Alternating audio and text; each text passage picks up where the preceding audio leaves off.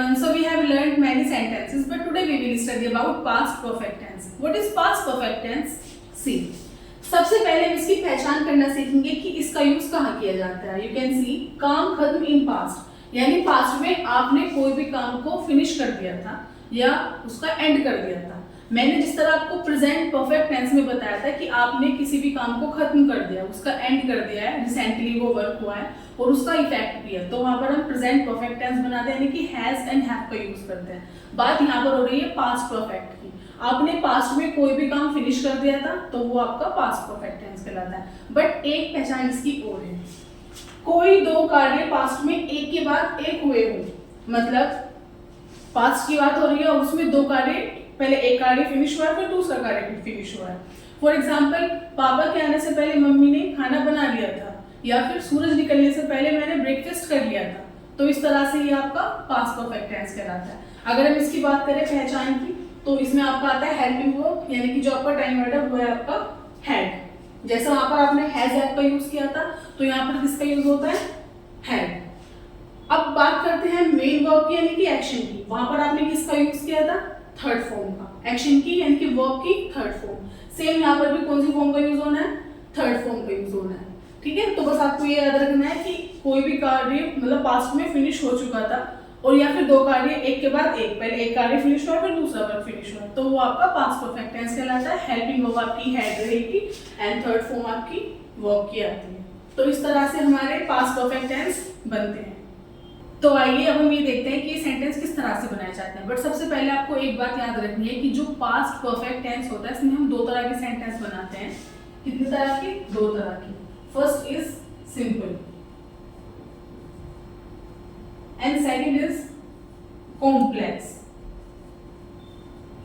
देखिए, simple sentence में कुछ नहीं है. अगर मैं सिंपल की बात करूं, जैसे कि मैं ये खबर पहले ही सुन चुकी थी, ऋतु पहले ही जा चुकी थी, यानी इसमें सिर्फ एक सेंटेंस की बात होती है जो आपका सिंपल सेंटेंस होता है. अगर हम बात करेंगे कॉम्प्लेक्स सेंटेंस की, जिसके अंदर दो सेंटेंस ऐड हो जाते हैं, जैसे सूरज निकलने के बाद मैंने ब्रेकफास्ट किया था, पापा के जाने के बाद मम्मी ने खाना बनाया था.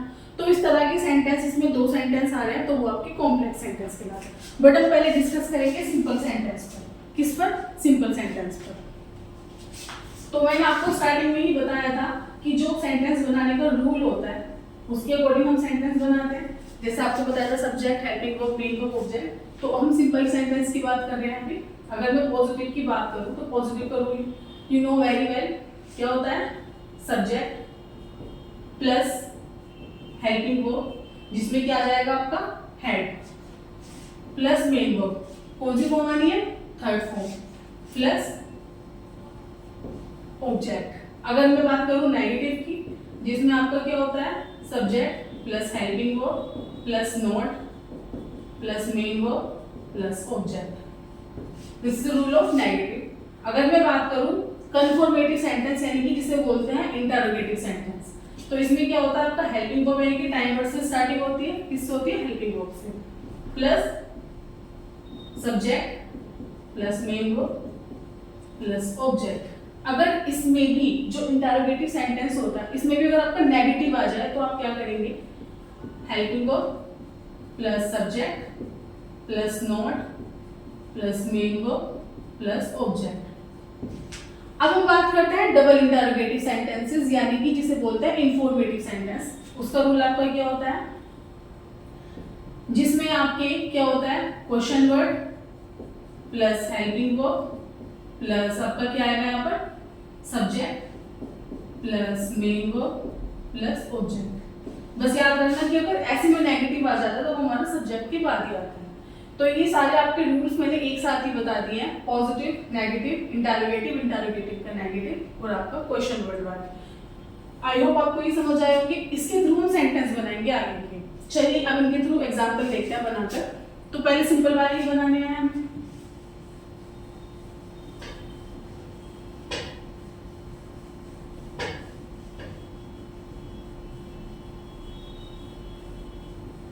तो मेरा एक सेंटेंस है कि ऋतु पहले ही चली गई थी. अब यहाँ पर जो शब्द, जिस वर्ड का यूज किया जा रहा है वो है आपका बिफोर, या हम उसके लिए ऑलरेडी भी यूज कर सकते हैं. तो वो दो तरह से आप बना सकते हो. अगर आप इसके साथ किसका यूज करेंगे? ऑलरेडी का. तो Ritu had already gone. Ritu had already gone, Ritu पहले ही चली गई थी। अगर मैं इसको बिफोर के साथ बनाऊंगी तो वो कैसे बनेगा, Ritu had gone before. Both are correct, ये दोनों सेंटेंस सही हैं। अगर आप ऑलरेडी का यूज करेंगे तो आपका वो टाइम वर्ड के बाद आता है, यानी कि हेल्पिंग वर्ब के। बट अगर आप बिफोर का यूज करेंगे तो वो एंड में ही आएगा। तो अगर आप इसका नेगेटिव सेंटेंस बनाएंगे तो रितु हैड नॉट हो जाएगा, कॉन्ट्रैक्शन करने पर हैडेंट होता है। अगर आप क्वेश्चन करेंगे हैड रितु, हैड स्टार्टिंग में आ जाता है। और अगर मैं उसकी डबल इंटरोगेटिव की बात करूं तो व्हाट हैड रितु। तो ये आप सब सीख चुके हो, आपको पता है कि पॉजिटिव कैसे बनता है, negative interrogative and double interrogative. बात हम करते हैं आज किस पर, कॉम्प्लेक्स सेंटेंस पर, क्योंकि आपको ये अच्छे से समझ आने चाहिए। तो कॉम्प्लेक्स सेंटेंस पर डिस्कस करते हैं। देखिए कॉम्प्लेक्स सेंटेंस जो है आपके, यानी कि जिसमें दो सेंटेंस ऐड हो जाते हैं, सबसे पहले हमें ये देखना है कि जब दो सेंटेंस आपके इसमें आ रहे हैं तो एक टाइम वर्ड तो आपको पता चल गया कि कौन सा टाइम वर्ड है, हैड। दूसरा टाइम वर्ड भी तो कुछ ना कुछ होगा, क्या दोनों हेड से बन जाएंगे, नहीं। इसके अंदर दो टाइम वर्ड की बात होती है, याद रखना। एक आपका जैसे मैंने बताया पास्ट परफेक्ट में, जिसमें आपका आएगा क्या, हैड, क्या आना है, हैड। दूसरा आपका क्या रहेगा, डिड। ये माइंड में रख लो कि जब आप परफेक्ट पास्ट परफेक्ट टेंस बनाते हो कॉम्प्लेक्स वाले, तो इसमें आपका एक तो हेड आना है और उसके साथ डिड आना है। क्योंकि पास्ट की बात हो रही है, हम फ्यूचर का यूज नहीं कर सकते, विल नहीं आ सकता। प्रेजेंट की बात करें डू डज नहीं आ सकता, इज एम आर नहीं आ सकता। पास्ट की बात है तो हेड के साथ डिड आएगा। क्लियर। अब इसका रूल आपको सेम वही रूल रहेगा, बस आपको बीच में ये वाले वर्ड्स दिखते हैं कि पहले बाद की बात होती है। अगर सेंटेंस के बीच में क्या आ रहा है, पहले आ रहा है, तो आपको क्या करना है, मैं यहाँ लिख देती हूँ पहचान के लिए। पहले वाले के लिए आप कैसे बनाओगे, आप क्या करते हो, सब्जेक्ट प्लस हैड। आपको ये देखना है कि जो दो सेंटेंस आ रहे हैं उनमें कौन से सेंटेंस में पहले वर्ब फिनिश हो रहा है। जो भी पहले वर्ब हो रहा है, जो पहले वर्ब फिनिश हो रहा है वो हेड में जाता है। जो भी काम पहले खत्म हो जाता है उसके लिए हम हेड का यूज करते हैं। प्लस थर्ड फॉर्म ऑब्जेक्ट आएगा तो आप ऑब्जेक्ट रख देंगे। अब आपको क्या करना है, बिफोर, क्या, बिफोर प्लस जो आपका दूसरा सब्जेक्ट रहेगा वो आ जाएगा। अब आपकी कौन सी फॉर्म आएगी, सेकंड फॉर्म। कौन सी form, second form plus object. अगर किसी के आप नेगेटिव देख लोगे तो क्या हो जाएगा, it's very easy, subject headed plus third form object before plus दूसरा सब्जेक्ट सेकंड फॉर्म। क्योंकि ऐसा हो नहीं सकता कि दोनों नेगेटिव हो जाए, तो आपने जो नेगेटिव था वो आपने यही करते हैं। क्वेश्चन करने पर सिंपल है, हेड स्टार्टिंग में आ जाता है, डबल वाले में आपका क्वेश्चन वर्ड पहले आ जाएगा, सेम वही रहता है। अगर सेंटेंस के बीच में बाद में आ जाए, जैसे इसमें तो पहले आ रहा है कि मम्मी के जाने से पहले मैंने पूरा काम फिनिश कर दिया था, तो यहाँ पर तो आपका पहले आ गया, लेकिन बीच में बाद में भी तो आ सकता है। जैसे सूरज निकलने के बाद मैंने नाश्ता किया था, सूरज निकलने के बाद मैंने नाश्ता बनाया था, तो वहां पर बाद में आ रहा है। तो आप क्या करेंगे, स्टार्टिंग में सब्जेक्ट रखेंगे, उसके बाद आपका क्या शुरुआत होगी, सेकंड फॉर्म से, यानी कि डिड से। क्योंकि डिड को हाइड करोगे, पॉजिटिव बनाओगे तो सेकंड फॉर्म आएगी। प्लस ऑब्जेक्ट प्लस आफ्टर, क्या, आफ्टर, क्योंकि बाद की बात हो रही है। Other subject plus head plus third form plus object. अब जब आप इसका नेगेटिव बनाएंगे तो क्या हो जाएगा, सब्जेक्ट प्लस डिडंट। अब कौन सी फॉर्म आनी चाहिए, डिड पढ़ा है, डिड को हाइड करते हैं तो सेकंड फॉर्म आती है, और डिड जब हाइड नहीं होता है तो कौन सी फॉर्म आती है, first form. Object after plus subject other subject यानी, और हेड थर्ड फॉर्म ऑब्जेक्ट। देखिए बस आप इस रूल को अच्छे से समझ लीजिए, आप आसानी से सेंटेंस बना सकते हैं। अगर सेंटेंस के बीच में आपको पहले नजर आ रहा है कि मम्मी के आने से पहले, पापा के जाने से पहले, इस तरह की सेंटेंस है तो आप स्टार्टिंग करेंगे हैड से। किससे करेंगे? हैड से। Subject had, third form object plus before plus subject, फिर आपका जो दूसरा मतलब टाइम वर्ड चल रहा है सेकंड फॉर्म में आएगी, क्योंकि डिड को हाइड करेंगे सेकंड फॉर्म आएगी ऑब्जेक्ट। अगर इसका नेगेटिव बनाएंगे तो सब्जेक्ट हैडंट यानी कि had not, third form object, बाकी आगे का सेम रहेगा। बट अगर सेंटेंस के बीच में बाद में आ जाए तो आप क्या करेंगे? Subject second form object after आएगा, बाकी आगे का आप देख सकते हो, क्योंकि हेड आएगा बाद में जब स्टार्टिंग में सेकंड फॉर्म आएंगे और इसका नेगेटिव बनाएंगे तो आप जब डिडेंट करोगे तो कौन सी फॉर्म आएगी? First form plus object after subject, like this. I hope आपको ये रूल समझ आया होगा, आप देख सकते हो इसको अच्छी तरह से। तो चलिए इसके कुछ एग्जांपल्स देखते हैं। ओके,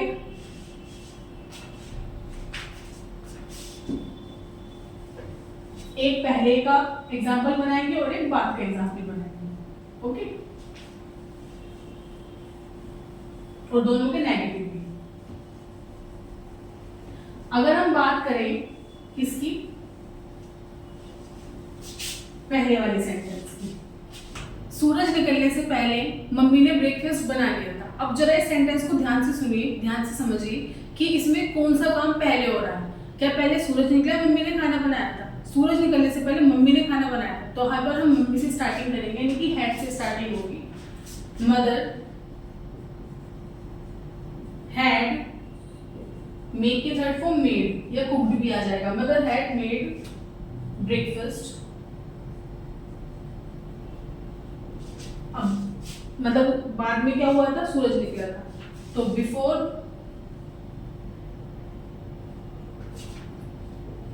द सन। अब सेकंड फॉर्म आनी है, राइस की second form rose, the sun rose. Mother had made breakfast before the sun rose, यानी कि सूरज निकलने से पहले मम्मी ने ब्रेकफास्ट बना लिया। अगर मैं इसका नेगेटिव बनाऊंगी, mother had not made breakfast before the sun rose. ठीक है, बाकी इंटरोगेटिव डबल इंटरोगेटिव आप बना लेंगे। हेड स्टार्टिंग में आ जाएगा, इनके हेल्पिंग में स्टार्टिंग में आ जाएगी। अब हम देखते हैं बाद वाले सेंटेंस जिसमें बाद में आता है। जैसे मैं बात करूं कि पापा के ऑफिस जाने के बाद मैं नहाया था। पापा के ऑफिस जाने के बाद मैं नहाया था, तो पहले पापा चले गए ना ऑफिस, बाद में मैं नहाया था, तो यहाँ पर हम सेकंड फॉर्म से स्टार्टिंग करेंगे। I took a bath, take की second form took. I took a bath after, मैं बाद में नहाया था ना, after father had gone to office. ठीक है, अब इसका नेगेटिव में बनाऊं तो I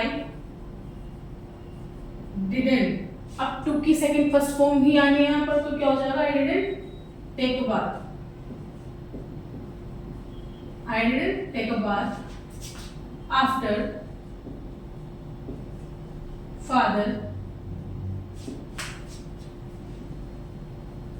had gone to office. तो आप देख सकते हैं कि जिन सेंटेंस के बीच में पहले आ जाता है उसकी स्टार्टिंग हम हेड से करते हैं और थर्ड फॉर्म आती है। जिस सेंटेंस के बीच में बाद में आ जाए तो वहां पर हम सेकंड फॉर्म से स्टार्टिंग करेंगे, यानी कि जो काम बाद में हुआ उसको पहले बताएंगे और जो पहले हुआ उसको हम बाद में बताएंगे। तो इस तरह से हम सेंटेंस बनाते हैं कौन से? Past perfect tense. I hope आपको समझ आया होगा। अगर आपको कोई भी दिक्कत है तो प्लीज कमेंट कीजिएगा, मेरे से पूछिएगा कि आप इसके ऊपर कोई अनदर वीडियो बनाएंगे तो मैं आपको प्रोवाइड कराऊंगी। सो आज के लिए इतना ही। Thank you so much.